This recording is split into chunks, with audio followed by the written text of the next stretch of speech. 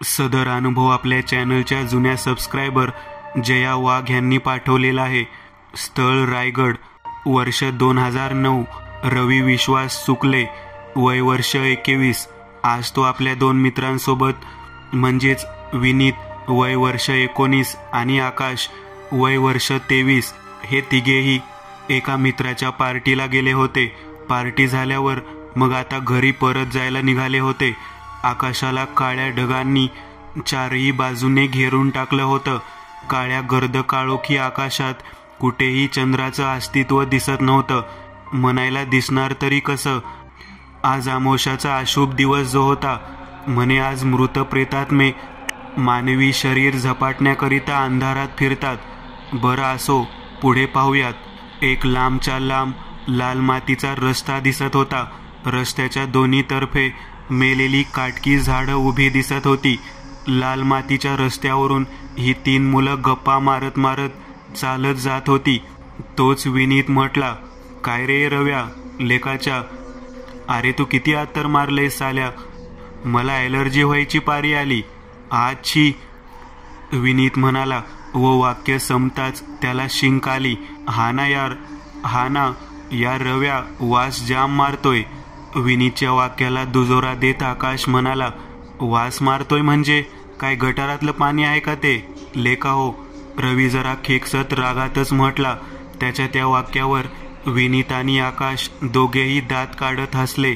विनीतने आकाशला हळूच डोळा मारला व मस्करीच्या स्वरात बोलू लागला, रव्या तुला माहितीये का, आमुषाला रात्री जंगलात भूत हिंडतात आणि जर कुणा वाटसरूकडे तेलकट पदार्थ असेल किंवा कोणी अंगावर अत्तर सेंट मारत असेल तर ती भूत त्याला पछाडतात। विनीतने असं म्हणतच गंभीर चेहऱ्याने रवीकडे पाहिलं। रवीच्या चेहऱ्यावर जराशी भीती पसरलेली दिसत होती, जे पाहून विनीत आकाशकडे पाहून गालात हसला व पुढे बोलू लागला, तू जाम अत्तर मारले ना रव्या, मग तुला पण कोणीतरी हाडळ झपाटल बघ। विनीत चेष्टायुक्त स्वरात म्हटला, चल रे चुतिया नको बनवू, काय नाही होणार। आणि तसं पण मी काय कुणाच्या बापाला भीत नाही, ती हाडळ आली तरी येऊ देत। रवी पटकन बिनधास्त म्हटला। तोच या तिघांच्या डोक्यावरून आकाशातून टिव टिव करत टिटवी ओरडत उडत गेली। त्या स्मशान शांततेत टिटवीचा आवाज ह्या तिघांच्या छातीत भयकंपने निर्माण करत गुंजला। तिघांनीही वळून वर पाहिलं, तसे तिघांना एक काळशार आकार पंख फडफडवत उडत पुढे जाताना दिसला। इतक्या रात्री टिटवी ओरडणं अशुभ असताना आकाश विनीत रवी दोघांकडे पाहत म्हणाला, घडलेल्या घटनेने तिघांची भीतीने गाळण उडाली होती। तिघेही जण आता मस्ती न करता गुपचूप चालत निघाले होते। अवतीभोवतीचा काळोख एक सस्पेन्स क्रिएट करत होता। रातकिड्यांची किरकिर त्या भीतीत अजून भर घालत होती। काही वेळ चालून झाल्यावर हे तिघेही जण जरा लघवीसाठी थांबले। रस्त्याच्या आडबाजूला तिघांनीही कार्यक्रम उरकला। तिघेही पुन्हा चालू लागले। 2 मिनिटे चालून झाली असतील की अचानक एका लहान तान्या बाळाचा रडण्याचा आवाज ह्या तिघांच्या कानांना ऐकू आला। आवाज कानांवर पडताच तिघांची पावले जागीच थांबली।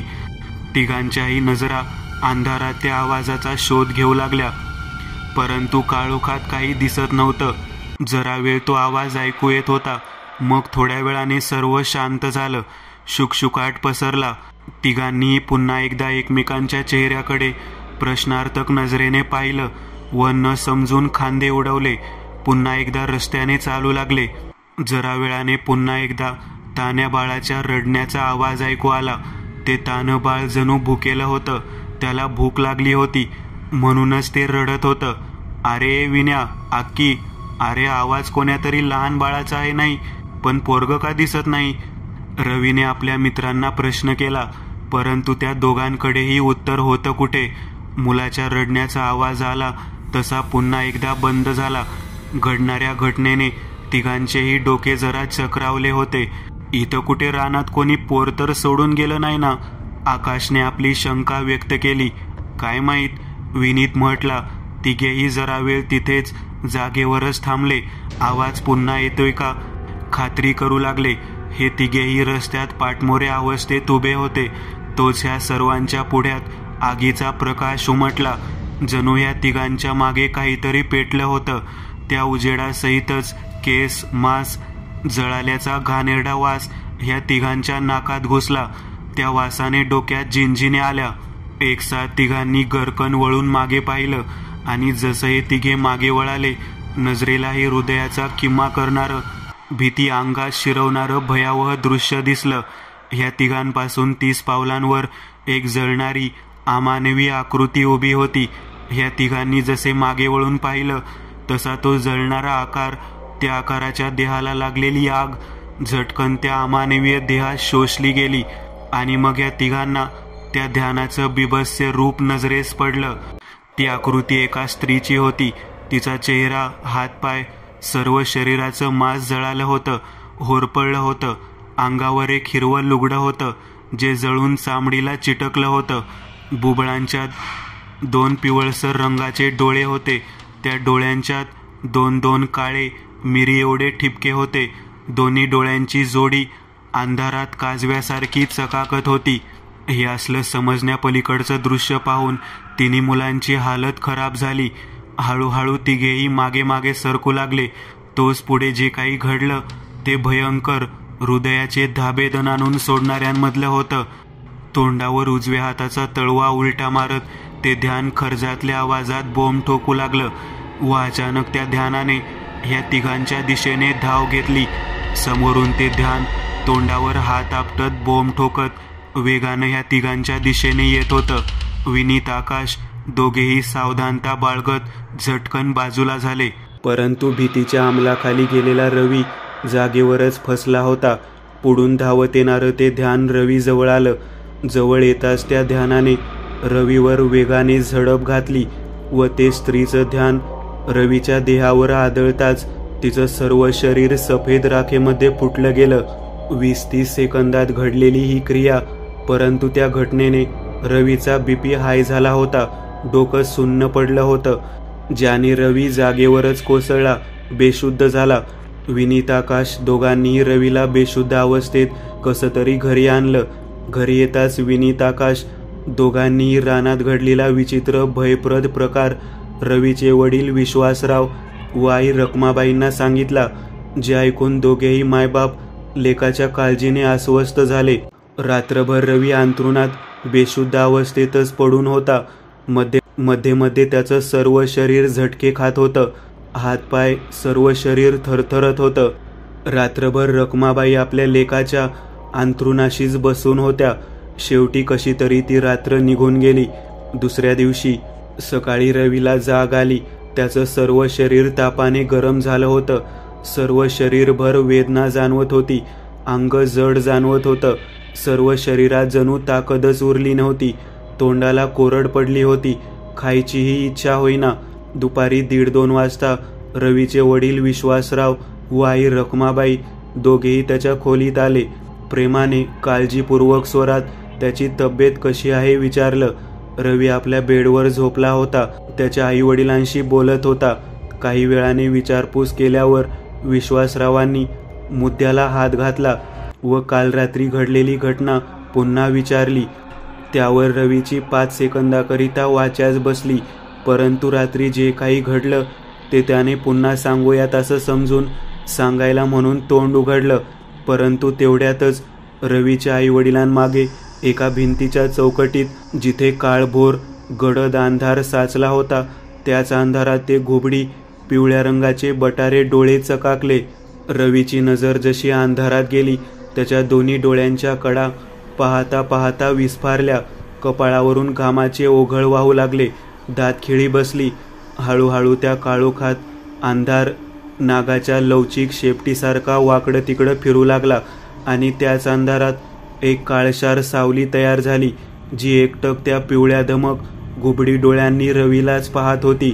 रवी, अरे बाळा सांग ना, काय झालं रात्री रानात?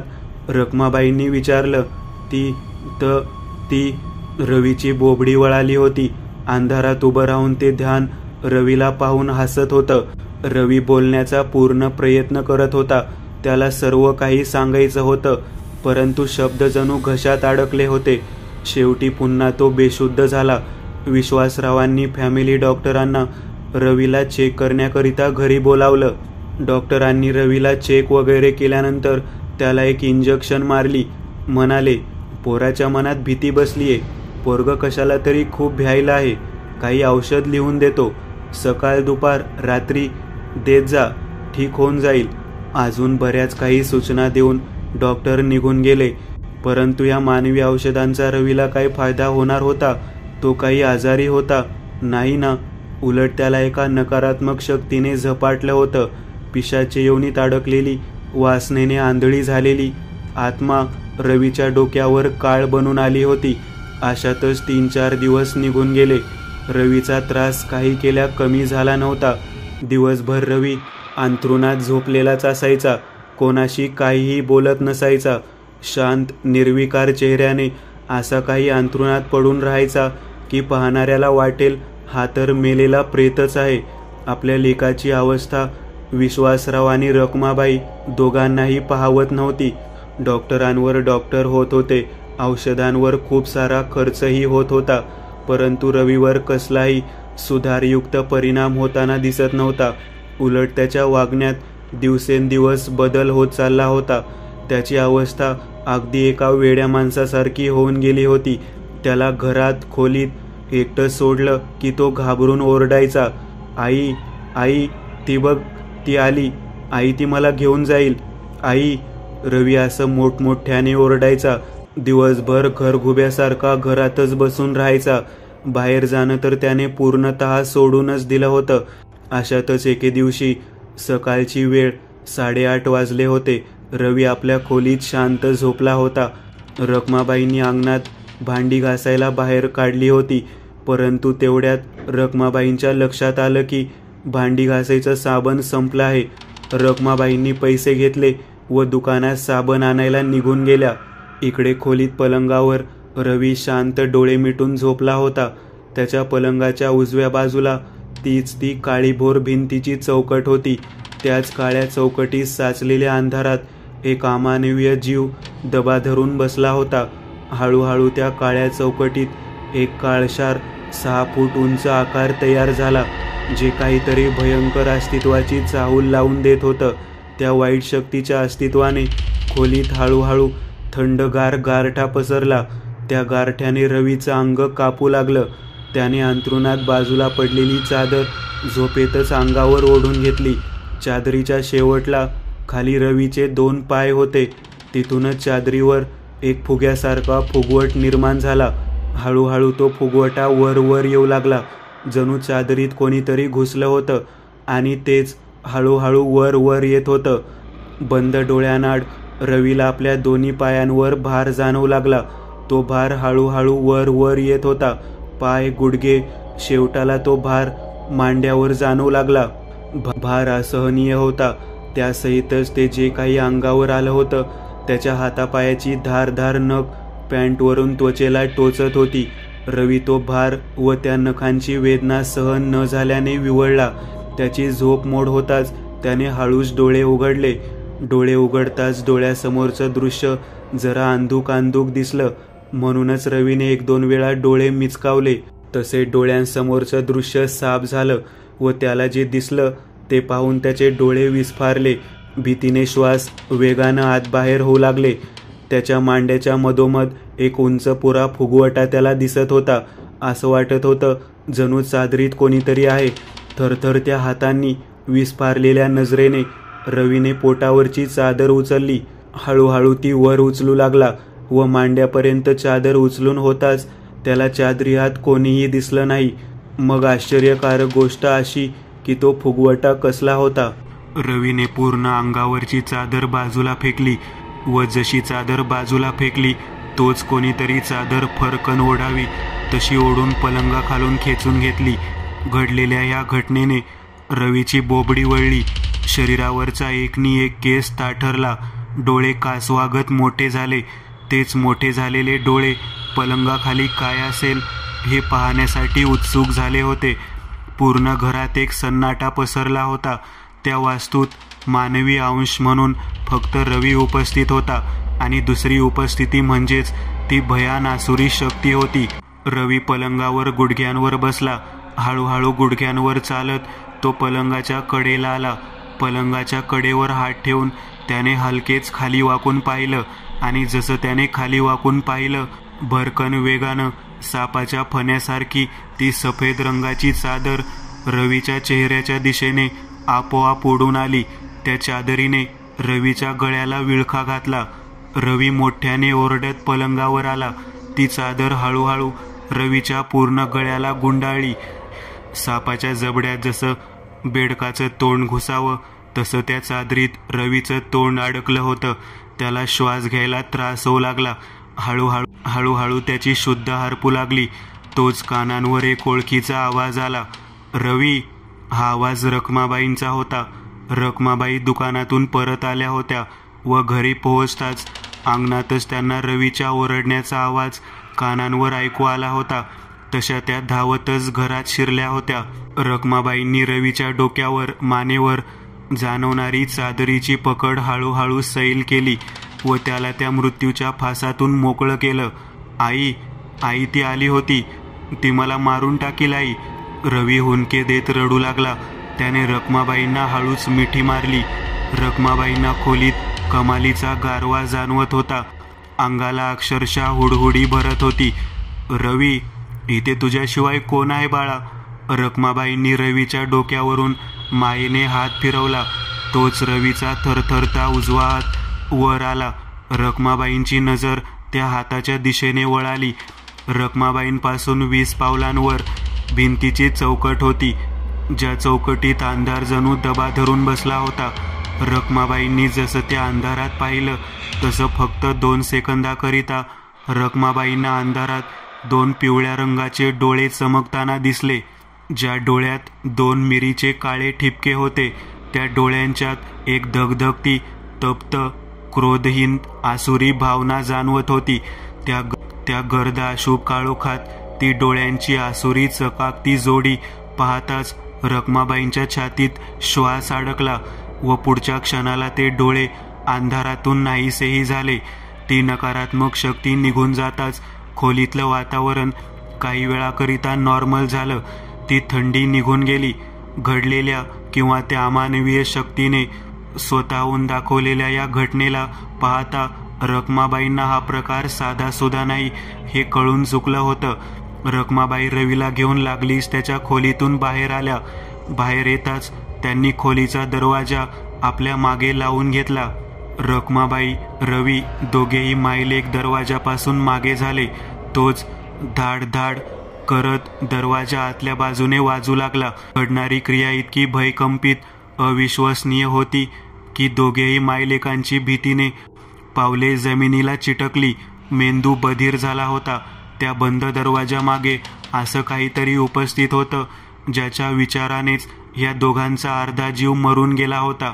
बुद्धी काम करायची बंद झाली होती.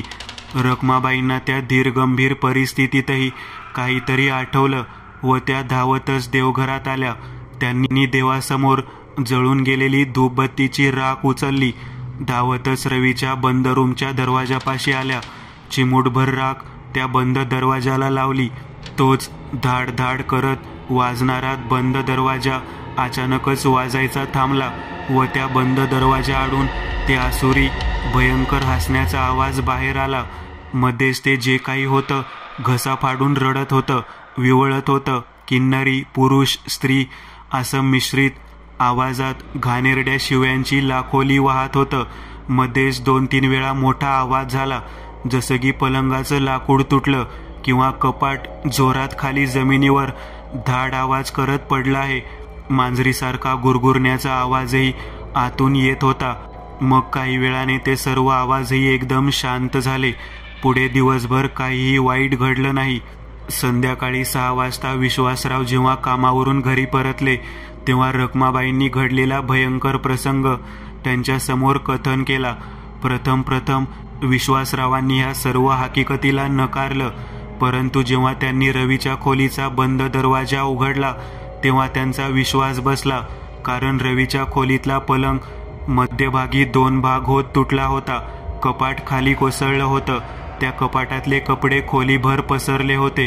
त्यासहितच खोलीत एक मांस जळल्याचा घाणेरडा वास घुमत होता. विश्वासरावांनी लागलीच त्यांच्या एका ओळखीच्या मित्राला कॉल केला. त्यांच्या मित्राच्या ओळखीत एक फकीर होता. त्याच दिवशी रात्रीचे 9:30 वाजले होते. विश्वासरावांच्या घराबाहेर एक रिक्षा थांबली. त्या रिक्षातून एक हिरवे कपडे, निळी लुंगी, खांद्याला झोळी असा फकीर बाहेर आला. बाजूच्या सीटवरून विश्वासरावांचा मित्रही उतरला. दोघेही चालत घराच्या दरवाजातून आत आले. अल्लाहू अकबर, कहाँ है खोली? ते फकीर बाबा इतकंच म्हटले. विश्वासराव फकीर बाबांना घेऊन रवीच्या खोलीत आले. आज सर्व सामान अस्ताव्यस्तपणे पडलं होतं. त्या शक्तीने आत बंद असताना हौदोस घातला होता हे त्याचं चिन्ह होतं. खोलीत येताच फकीर बाबांच्या नाकात एक तामसी शक्तीच्या प्रचितीचा गंध शिरला. वास खूपच उग्र जाणवत होता. फकीर बाबांनी नाकपुड्या फुगवून त्या वासाची दिशा ओळखली. गरकन वळून त्यांनी उजव्या बाजूला म्हणजेच त्या भिंतीच्या कोपऱ्यात पाहिलं. त्या काळोख्या काजळीने नटलेल्या कोपऱ्यात पाहताच फकीर बाबांनी स्वतःशीच होकारार्थी मान हलवली. ऐसा है क्या? फकीर बाबा म्हटले. त्यांनी खांद्याला अडकवलेल्या झोळीतून एक आवळा बाहेर काढला. मग त्या आवळ्याला काळा दोरा बांधला. हळूच तो आवळा तोंडापाशी नेत उर्दू भूतमारण मंत्राचा असमंजस उच्चार केला. मग तो मंत्रांनी जागृत केलेला आवळा हळूच त्या अंधारात फेकला. तो आवळा अंधारात जमिनीवर पडताच सुतुळी बॉम्ब फुटावा तसा हिरवट रंगाचा जाळ उडवत फुटला. 2 सेकंदाकरिता ती भिंतीची अंधारी चौकट लख्ख हिरवट प्रकाशाने उजळून निघाली आणि त्याच हिरवट प्रकाशात तो काळशार बिभत्स्य भयंकर जळालेल्या स्त्रीचा मृत रूप फकीर बाबांना दिसलं. ऐसा आहे काय? फकीर बाबा पुन्हा म्हटले. त्यांनी झोळीत हात घातला. आतून एक काळ्या दोऱ्याची हिरवी तावीज बाहेर काढली. त्या पोराला घालावो, फकीर बाबा म्हटले. रवीने तावीज हाती घेत गळ्यात घातली. फकीर बाबांनी रखमाबाईंना एक पाण्याची बाटली आणायला सांगितली. रखमाबाईंनी किचनमध्ये जाऊन फ्रीजमधून एक बाटली आणली. फकीर बाबांना दिली. फकीर बाबांनी एक कागदाची पुडी काढली.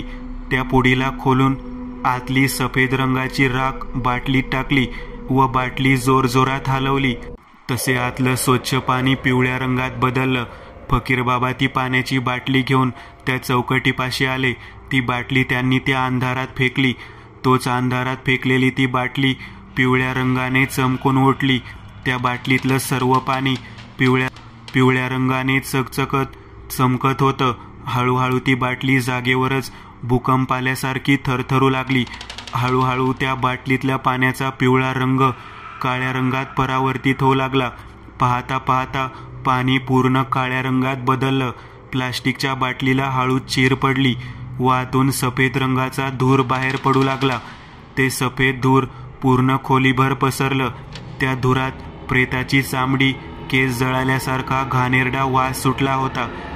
त्या वासाने वांती व्हायला पाहत होती.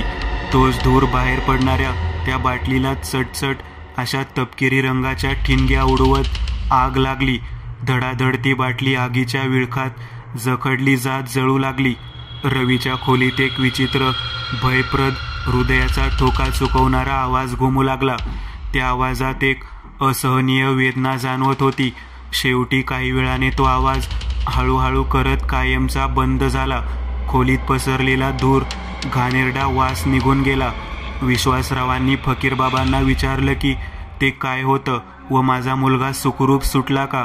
त्यावर फकीर बाबांनी सांगितलं, आमोसेला तुझा पोरगा ज्या जंगलातून चालत जात होता तेव्हा त्याने अंगावर खूप आत्तर मारलं होतं. ज्याने तुझ्या पोरावर एक मादी संबंधीन पिशाचीन आकर्षित झाली होती. तिला तुझं पोर खूप आवडलं आहे. तिची शक्ती खूपच असीम आहे. म्हणूनच मी आता तिला फक्त या घरातून बाहेर काढलं आहे. तिचा अंत मी करू शकत नाही. तुझ्या मुलाच्या गळ्यात जी तावीज आहे ती त्याला 5 महिने शरीरापासून बिलकुल विलग करायला लावू नको. ती त्याच्या गळ्यातच राहू दे. एकदा का 5 महिने उरकले की ती संबंधीन स्वतःहून तुझ्या पोराचा नाच सोडून देईल. फकीर बाबा म्हटले व पैसे घेऊन निघून गेले. दुसऱ्या दिवसापासूनच रवीच्या वागण्यात कमालीचा बदल झाला. त्याला वाटणारी भीतीची भावना अचानकच नाहीशी झाली. हळूहळू दिवसांवर दिवस सरू लागले. दिवसांचे आठवडे आठवडे संपून महिने झाले. वेळेनुसार रवी जणू त्याच्या जीवनात घडलेलं ते भयंकर चक्रव्यूह पार विसरून गेला होता. 3 महिन्यानंतर रवीला कसलाच त्रास जाणवत नसल्याने त्याला गळ्यात ती हिरवी तावीज घालायची लाज वाटू लागली. म्हणूनच त्याने ती तावीज घालायचं बंद केलं. रवीच्या आईवडिलांनी काही घडत नाही हे पाहता त्या पिशाचिनीने रवीला सोडलं असं समज त्यांचा झाला. म्हणूनच त्या दोघांनी रवीला कसलाही विरोध केला नाही. 2 आठवड्यानंतर रवीचा बर्थडे आला. विश्वासरावांनी रवीला त्याच्या बर्थडेला हिरो होंडा 2 व्हीलर घेऊन दिली. गाडी मिळाल्याने रवी फार खुश होता. परंतु हाच आनंद रवीचा शेवटचा आनंद ठरला. व ते कसं या पाहूयात. एके दिवशी रवीचे वडील विश्वासराव व रवी दोघेही बापलेक गाडीवर एका लग्न समारंभाला 2 व्हीलरवर जायला निघाले होते. हायवेचा रस्ता जंगलातून गेला होता. दोन्ही तर्फे उंचच्या उंच खेटून उभी झाड दिसत होती. गाडी हायवेने वेगाने जात होती. तोच रवीला एक विचित्र आभास होऊ लागला. गाडी पळतच नाहीये, गाडी रस्त्यावर जागीच थांबली आहे. रवी गाडीचं एक्सिलेटर हळूहळू पिळत होता, परंतु गाडी पुढे जाण्याऐवजी मागे मागे खेचली जात होती. रवीने हळूच साईड मिररमध्ये पाहिलं तसं त्याच्या अंगावरचा एकनी एक केस ताठरला गेला. रक्तवाहिन्यांतून भीतीचा संसर्ग वेगाने दौडू लागला. हा हा म्हणता रवीचा चेहरा बावल्यासारखा शून्य भावमय झाला. चेहऱ्यावर भयहीन भाव पसरले. मागून हायवेच्या रस्त्यावरून ती संबंध पिशाचीन अमानवीय वेगाने धावत पुढे पुढे येत होती. तिचं ते जळालेलं बिभत्स्य रूप पाहून रवीची भीतीने वाचा गेली. त्याने उजव्या हातात असलेला एक्सिलेटर पूर्णतः पिळला. अचानक जोरात वेग दिल्याने गाडीला जरासा धक्का बसला. त्या धक्क्याने विश्वासराव मागच्या मागे रस्त्यावर पडले व गाडी रवीला घेऊन वेगाने पुढे जात रस्ता बाजूच्या एका झाडावर अतिप्रकांड वेगानं आदळली. अपघात इतका वेगानं घडला होता की गाडीचा पुढचा टायर हेडलाईट चेंबलं होतं. हँडल तुटून गेलं होतं. रवी त्या बिचाऱ्याचा जागीच मृत्यू झाला होता. काळ्याशार केसांची आतली डोक्याची कवटी फुटली होती. त्यातून लाल रंगाचं रक्त, आतला मोठा गुलाबी रंगाचा मेंदू बाहेर निघाला होता. लाल ताज्या रक्ताने जमीन भिजून गेली होती आणि त्याच लालेलाल रक्ताच्या चिखलात रवीचं प्रेत पडलं होतं. मित्र हो, म्हणूनच म्हणतात की उपचार हा कधीच अपूर्ण सोडू नये. मग तो डॉक्टरांचा असो की भगत, मांत्रिक, फकीर, कुणाचाही.